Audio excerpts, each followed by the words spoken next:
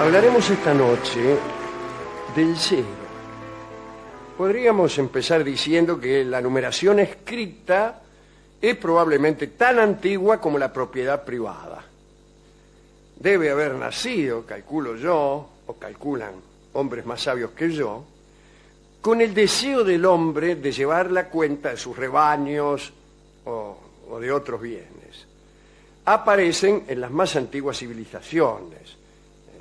Disculpen ustedes, incisiones sobre un palo. Parece el nombre de una chacarera, ¿no? Sin embargo, era una manera de contar, o rayas en las piedras, o marcas en la arcilla. Incluso en las cavernas del hombre prehistórico se han encontrado esta clase de registros. La numeración es probablemente más antigua que el lenguaje escrito y es quizá el registro de los números que ha sugerido la posibilidad del registro de las palabras.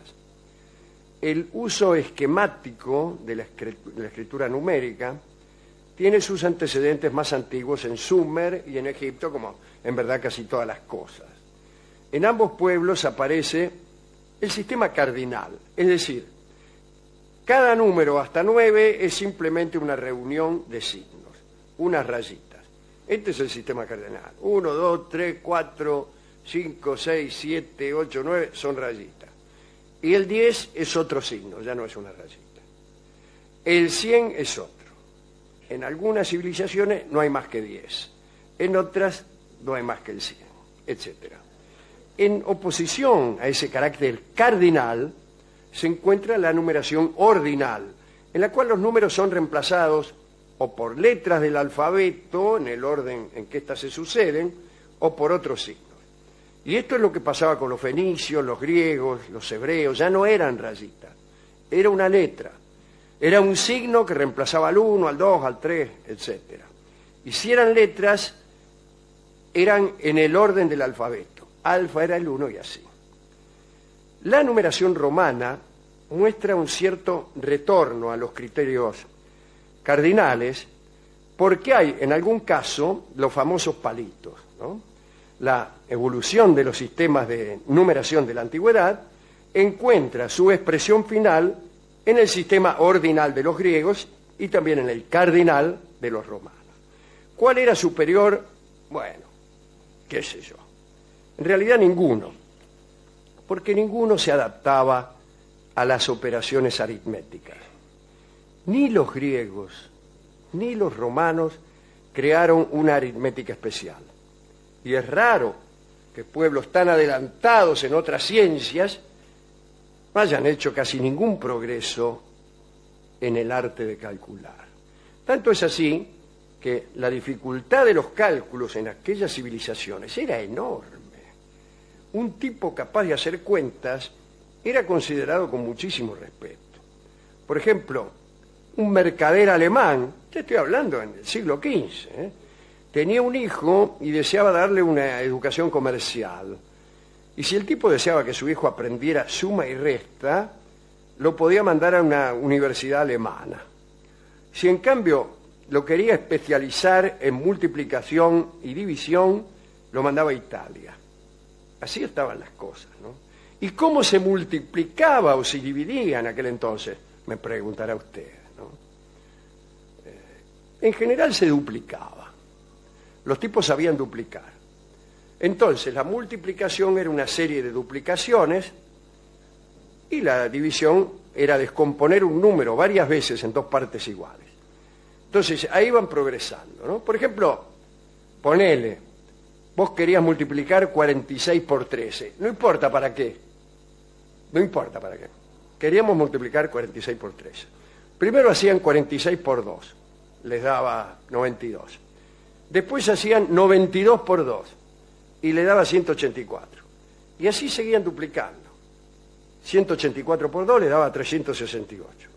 Sumaban todo y les quedaba 552, que era el equivalente a 46 por 12. Bueno, después le sumaban otra vez 46 y ya estaba. Bueno, era mucho lío, ¿no? Era mucho lío. Para una multiplicación de porquería. Calcule usted. Quiero decir que los cálculos que hoy en día hace un niño con facilidad exigían la intervención de un especialista. Ahora imagínese la industria, el comercio, la propiedad agraria, la tenencia de esclavos, requerían cálculos complicadísimos. En general, por ejemplo, para contar gente o contar rebaños, seguían el método que se ha encontrado en Madagascar para contar soldados. Se hacía pasar a los soldados en fila por un pasaje estrecho de a uno. Por cada uno que pasaba, usted dejaba caer al suelo una piedra. Cuando contaban 10 piedras, se colocaba una piedra en otro montón, que representaba las decenas.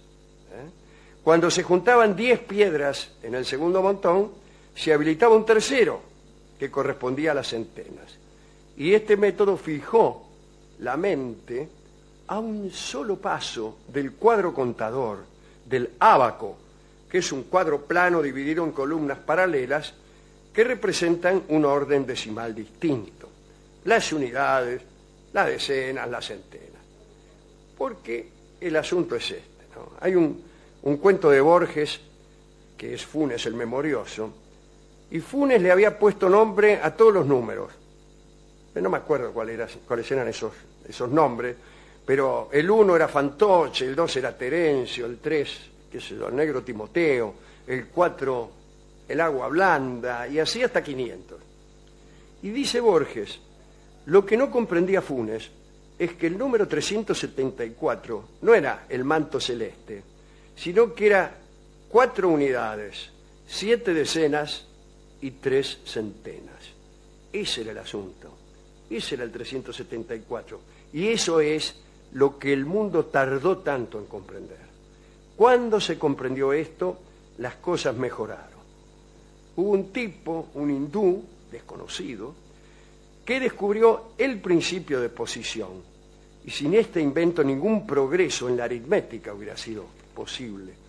Costó mucho descubrirlo y sin embargo uno tiene la sensación de que el primer intento para trasladar la acción del cuadro contador, por ejemplo del ábaco al lenguaje de los números, conduce enseguida al principio de posición, pero no, se tardó siglos y siglos.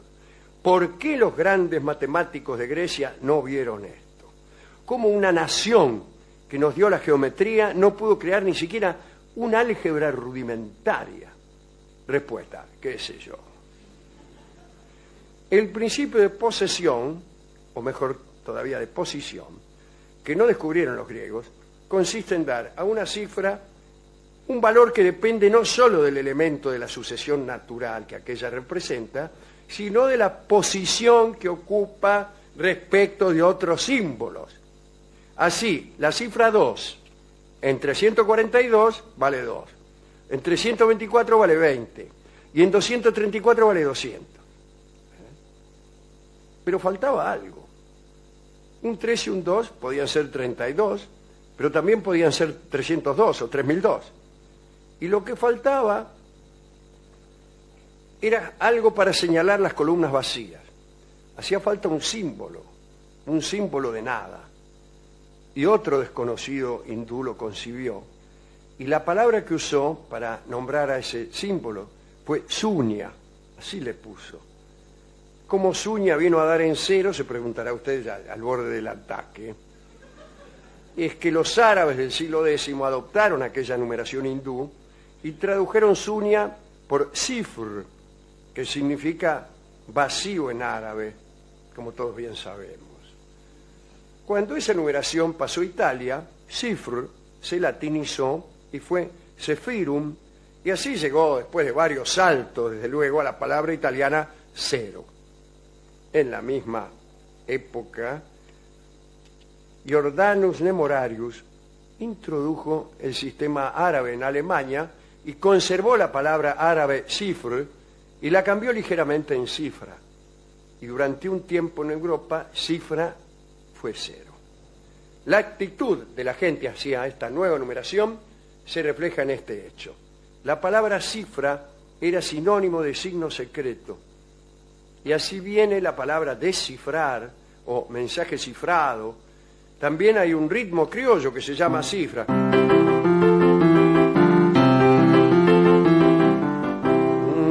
al que me anota en un cero. Eso se llama cifra. Nadie la conoce ni la toca. También cifra quiere decir cualquier signo numérico. Pero no crean que esto fue fácil de imponer, ¿no? Recién en el siglo XVI esta nueva numeración empezó a cundir en todas partes. Hasta ese año todavía había muchos que se resistían a los números arábigos, al cero, y seguían con los viejos números romanos, que desde luego siguen viviendo en algunos foros, por ejemplo en los relojes. En algunos relojes todavía hay números romanos. En el principio de los capítulos de la literatura también se prefieren los números romanos, en algunos lugares más bien de adorno, ¿no? Se usan números romanos incluso para numerar reyes. Uno no pone Carlos VI con un 6, pone Carlos V. Bueno. Pero a esa gente que no se adapta es como esos que no hablan con los contestadores o que no tienen internet porque son poetas.